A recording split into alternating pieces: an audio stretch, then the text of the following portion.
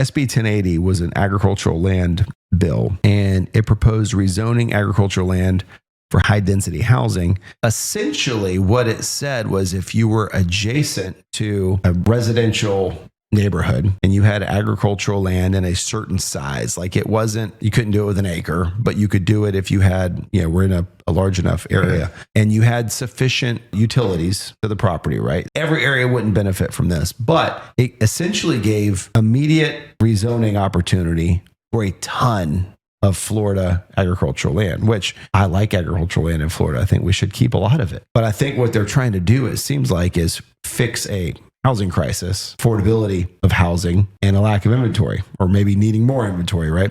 At a lower cost. This bill was aiming to make it easier for developers to develop quicker. That's the issue. Like, even if you do go try and get this rezoned, it may be in the parameters of being able to be rezoned, but the rezoning process for a neighborhood takes a couple years in some cases, right? A ton of money, so all of that drives up the cost of building ownership of the home, right? Mm-hmm. Just soft costs. So what are your initial thoughts on that?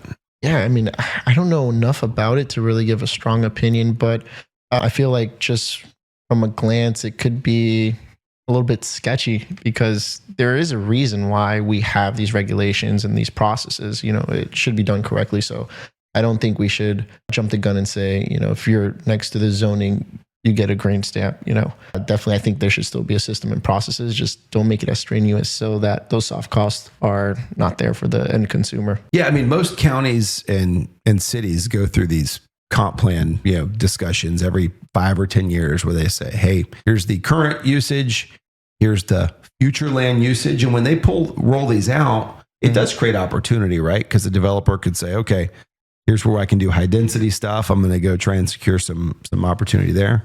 But it is wild, even when there is kind of a comp plan that says yes, getting everything approved and going through those steps takes so much time and effort and money. So I would personally love to see that reduce. I don't know that sucking up all the agricultural, and residential adjacent agricultural land is the move. That scares me a little bit.